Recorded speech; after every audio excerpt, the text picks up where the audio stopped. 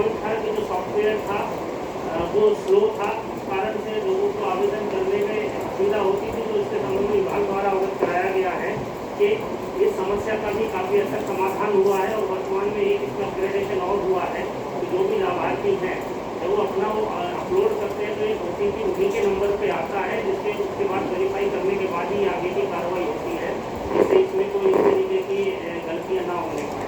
एक minute sir, ये समस्या जो बेसिकली हमने उठाई थी, मैं नगर विधायक संजय गर्ग जी को रिप्रेजेंट कर रहा हूँ।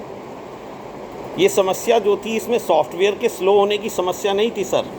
इसमें समस्या ये थी कि सारी जितनी टोटल पेंशन है उसमें से एक 60 वार्ड में से एक ही वार्ड में 54% से ज़्यादा पेंशन है। 60 वार्ड अगर हैं तो 59% वार्ड 59 वार्ड्स में तो 46% पेंशन्स हैं और एक वार्ड में पूरे एक वार्ड में 54% पेंशन है। तो 54% पेंशन होने की वजह से वो चूँकि वो हैवी हो गया है तो वो ना तो कभी खुल पाता है सर। और पिछले 3 साल से लगातार रिपीटेडली मैं इस बात को कहता चला रहा हूँ हर मीटिंग में, और उसका सॉल्यूशन कोई नहीं निकल पाया। अब पता नहीं क्या तकनीकी समस्या है, क्या वजह है सर उसको कि क्यों उस समस्या का हल क्यों नहीं आया। पूरे प्रदेश में सिर्फ एक सहारनपुर ज़िला और उस ज़िले में भी सहारनपुर नगर है नंबर 1। एक तो इस समस्या का सर हल चाहिए। दूसरा, मैंने इस बिंदु को राष्ट्रीय पारिवारिक लाभ में मैं भी समाज कल्याण अधिकारी से रिलेटेड जितने बिंदु हैं उन पर बात कर रहा हूँ सर। राष्ट्रीय पारिवारिक लाभ योजना में शासनादेश में स्पष्ट लिखा है कि 45 दिन के अंदर अंदर जो है आवेदक को लाभ मिल जाना चाहिए PFMS से होते हुए भी, जिसमें SDM साहब के पोर्टल पर जाने के बाद भी टोटल मिलाकर SDM साहब का लेखपाल का कुल मिलाकर 22 दिन का पीरियड है कि उस 22 दिन के पीरियड के अंदर ये क्लियर हो जाना चाहिए, पर SDM सदर के पोर्टल पर बहुत समय लगता है। और ये समस्या ग्रामीण क्षेत्रों में और भी बहुत बुरी है। कई कई महीने हो गए हैं राष्ट्रीय पारिवारिक लाभ योजना के आवेदन को भी उनका रिएम्बर्समेंट नहीं हो पाया। आप बताएंगे समाज कल्याण अधिकारी।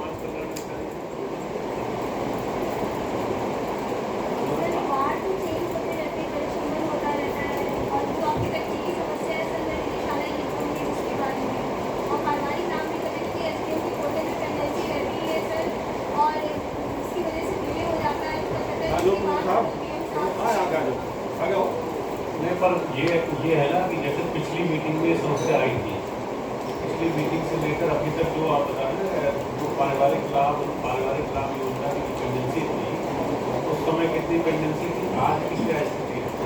आज मतलब उसमें सुधार हुआ है?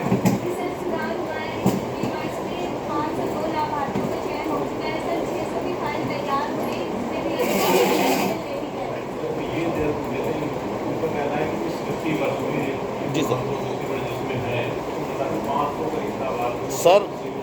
सर, मैं बिल्कुल कोई आरोप नहीं लगा रहा हूँ।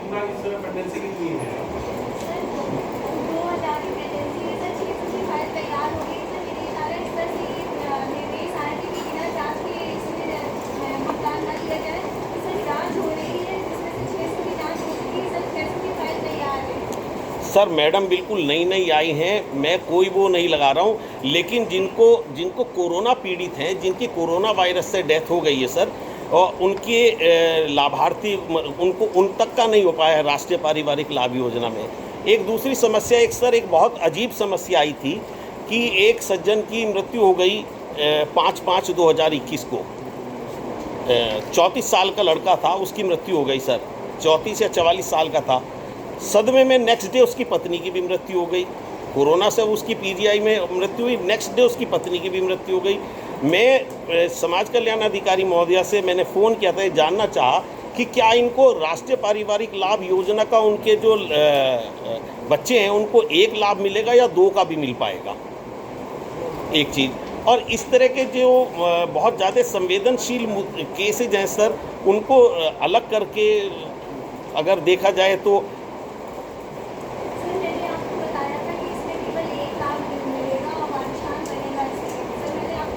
मैडम मैं दूसरा पॉइंट रेज करना चाह रहा हूँ। मैं दूसरा पॉइंट ये रेज करना चाह रहा हूँ कि क्या अगर उसके गार्जियन की एक की मृत्यु आज हो गई, एक की 1 साल बाद होगी, तो क्या जीवन में वो सिर्फ एक ही बार उसके लिए लाभ ले सकता है या दोबारा भी ले सकता है? कोई टाइम फ्रेम है क्या इस तरह का बीच में?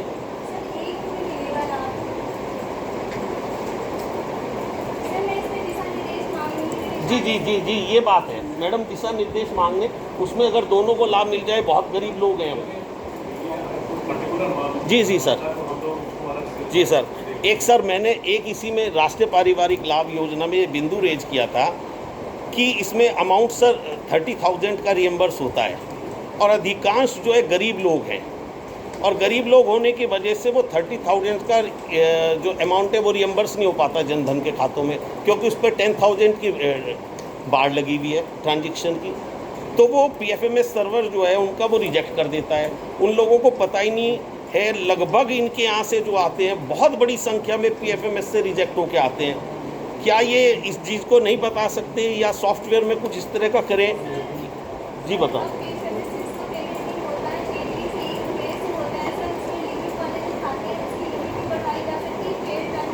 मैडम, उस पर ज़रा माइक पे ज़रा समझाने की कोशिश करें।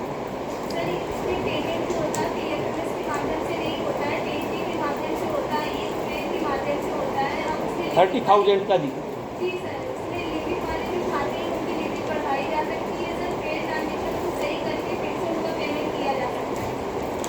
ठीक है मैडम, वैसे कल ही एक रिजेक्ट हुआ था, उन्होंने ये कहा कि पीएफएमएस ने रिजेक्ट कर दिया आपका।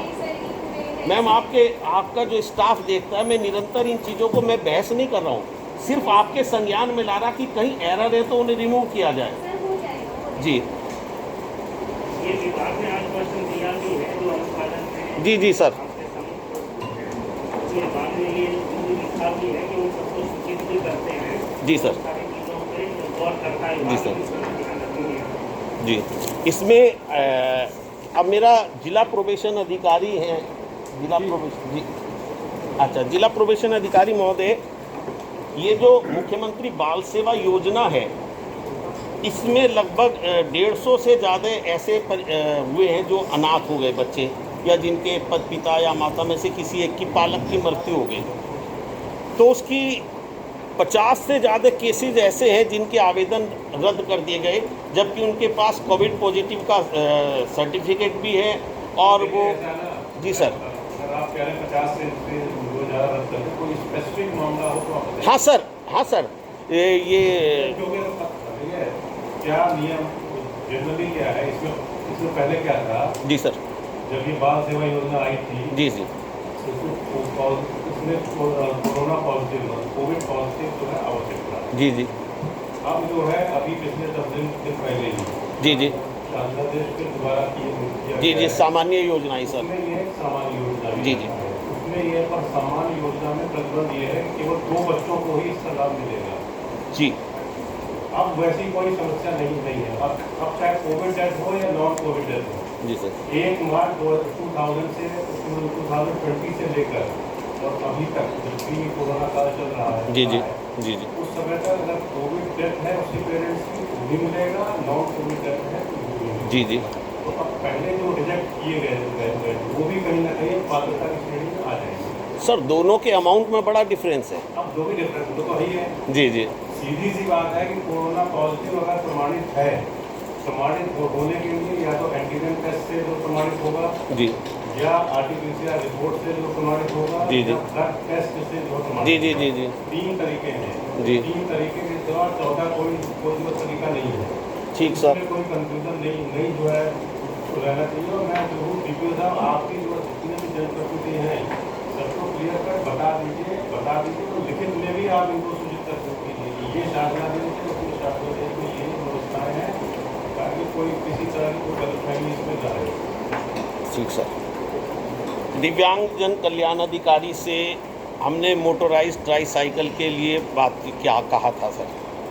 माननीय विधायक जी ने सदन में माननीय मुख्यमंत्री जी से मांग की थी कि जो पैरों से दिव्यांग हैं उनके लिए मोटराइज्ड ट्राईसाइकिल दी जानी चाहिए, कि वो खुद ही ने दिव्यांग है कि वो हाथ से चलाने की उनकी स्थिति नहीं है, तो माननीय मुख्यमंत्री जी ने इनकी सदन में मांग को मानते हुए हर जनपद को 100 ट्राईसाइकिल मोटराइज ट्राईसाइकिल हर साल देने का वो आश्वासन दिया था। उसमें से शायद 30 का लक्ष्य हमको मिला था, 30 का मिला था।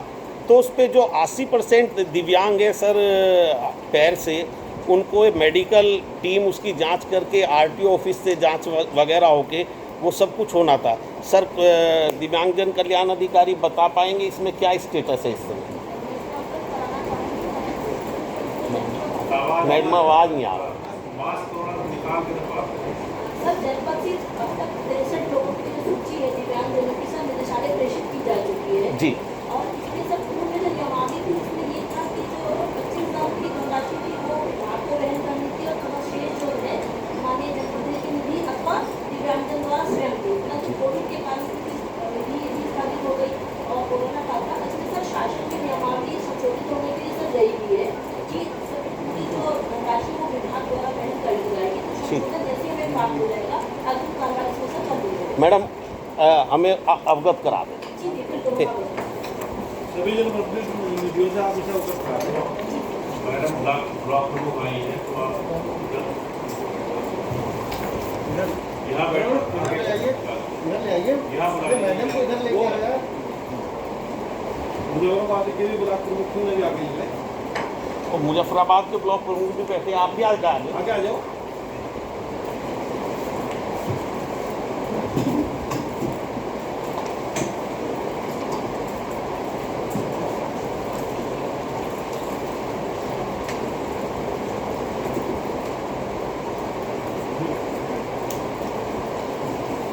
इसमें जो है जो आप बता रही है, अगर कोई विधायक की अपनी विधायक निधि का उपयोग करना चाहे जो पार्ट उसके पार्ट के लिए है, अभी भी उसको दिया जाना संभव है? जी जी। निर्देश हम प्राप्त कर लेंगे सर। नहीं, मतलब ये आज की जो एग्जिस्टिंग पॉलिसी है उसके मुताबिक तो ये है कि विभाग भी उसका खर्चा देगा और उसका पार्ट पेमेंट जो है अगर विधायक निधि से करा दिया जाए तो विधायक जी हो सकता है सर। वो कराया जा सकता है। जी। बताइए आप। हाँ सर, हमने तब दिया था सर वो, लेकिन वो ये था कि तब हमारी जितनी सस्पेंडेड थी पिछले टर्म तक अब आई है, तो अब कुछ हमें सूची मिले तो हम उसमें से जितना दे सकते हैं वो उसमें करेंगे सर। हाँ। इसका रेशो क्या होगा? सरकार की तरफ से कितना मिलेगा? रेशो है क्या इतना? ये रेशियो है। जी सर रेशो है सर इसमें। कितना? सर 25,000 पे विभाग जो लास्ट में सर नियमावली आई थी उसमें यही था कि 25,000 पे विभाग की तरफ से था तथा शेष धनराशि जो है वो दिव्यांगजन को रिटर्न करनी थी। कीमत कितनी थी इसकी? सर अभी इसमें कीमत का नहीं सर अभी वहाँ पे डिसाइड नहीं हुआ है कि वो प्राइस ट्राईसाइकिल का जो निर्देश का वो लास्ट पिछले साल मतलब अंदाज से कितनी सर कीमत है? अंदाज से इसमें क्योंकि जो इनको के रेट्स वगैरह रहते हैं उसमें लगभग 39-45 37,000 थी सर। लगभग 15,000 रुपये। जी जी, 12 से 15,000 के बीच वहन करना सर। सांसद जी आप भी कर सकते हैं सर। जी नहीं कम है जी, 12,000 रुपये के करीब था सर। जी जी। नियमावली प्राप्त होगी सर अवगत करा देंगे। एक मैटर की मतलब है कि संबंधित मीडिया है तो दिव्यांग लोग हैं उनको सर्टिफिकेट हॉस्पिटल से मिलता है। जी सर। लेकिन फिर उसमें ये हुआ था कि वहाँ कुछ प्रॉपर इस तरह का नहीं है जिससे आसानी से लोग उस जगह पर पहुँचे जहाँ से पढ़े। तो उसमें एक क्या हुआ था कि कुछ प्रचार प्रसार इस तरह से किया जाएगा ताकि लोगों को सहूलियत मिले, दिन क्या है उसका पता चले और बाकी स्थान कौन से है। तो इसकी मतलब में आया था हमारे का पता नहीं क्या हुआ उसका सर मैं आपको बताना चाहूँगी इस विषय में सर सीएमओ सहयोग की उन्हें यहाँ से सर सर्टिफिकेट प्रमाण पत्र जारी किए जाते हैं। 4 साल सर्टिफिकेट इशू किया गया था और विभिन्न जो कैंप की हमारे साथ चल रहे हैं जनपद में उसमें दिव्यांग प्रमाण पत्र भी करते हैं। आज गंगोह में भी सर हमारा कैंप चल रहा है, वहाँ पे मेडिकल टीम उपस्थित भी रहती है। सर जो मेडिकल स्वास्थ्य विभाग की तरफ से हर सप्ताह में प्रत्येक सोमवार को 10 से 2 कैंप लगता है सर। जो हमारे कैंप चल रहे हैं विभागीय कैंप चल रहे हैं सर 2 तारीख से, उसमें भी सर दिव्यांगजनों के कैंप जगह जगह पे ब्लॉकों में बनाए जाते हैं। इसमें क्या होता है प्रचार प्रसार जो हमारी व्यवस्था है वो प्रचार प्रसार कर दिया जाए उसका। जी सर। अभी आ रहे होंगे सीएमओ के नाते, सीएमओ के नाते आ रहे हैं।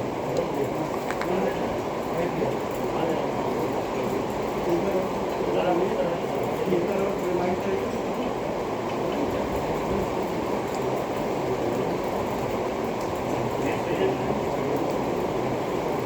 बिंदु है प्रधानमंत्री आवास योजना शहरी। इसके संबंध में कल बैठक में अवगत कराया गया था कि 2417 लोगों का भुगतान पेंडिंग है और इसी कारण जो विलम्ब है उसमें से 75.87% कारण कर दिया गया है।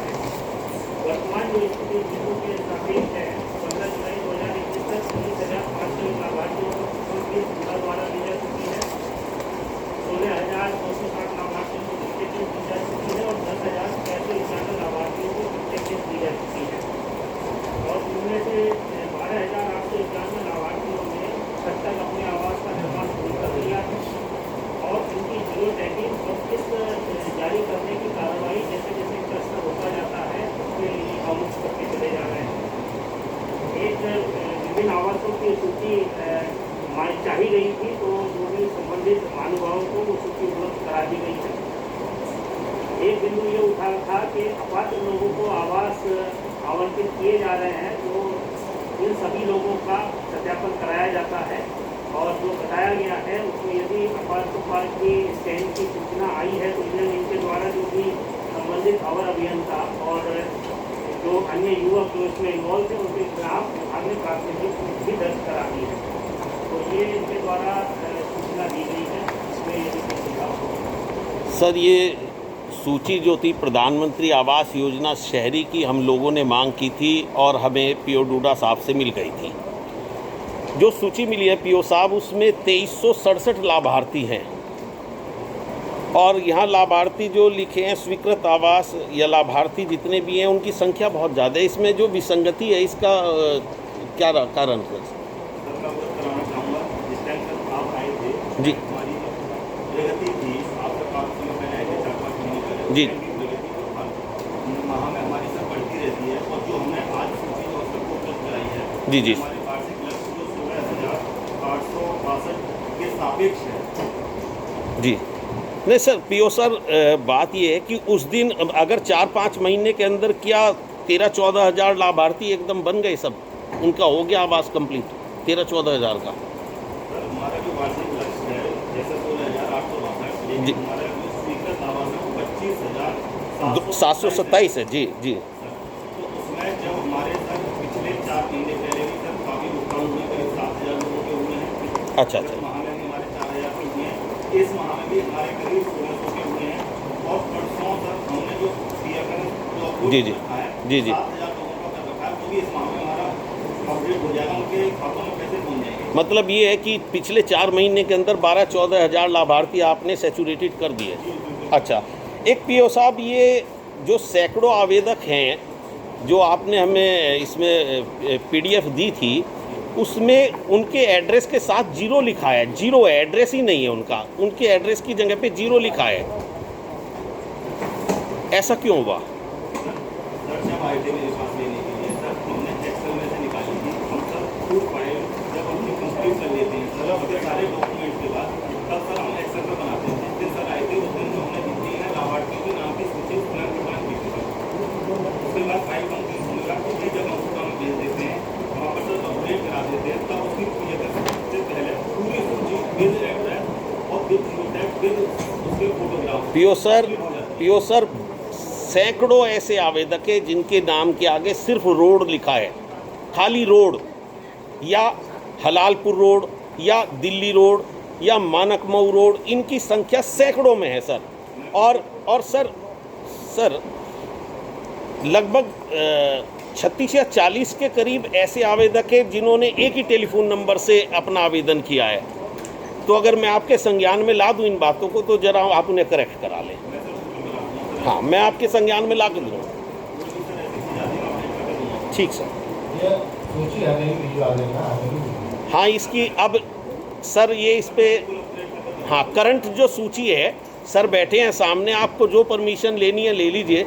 जो करंट जो सूची है हम लोग तो इसमें सिर्फ कोई विसंगति नज़र आती है तो ध्यान आकर्षित कर रहे हैं आपका, कोई आरोप नहीं, कोई प्रत्यारोप नहीं पीओ साहब।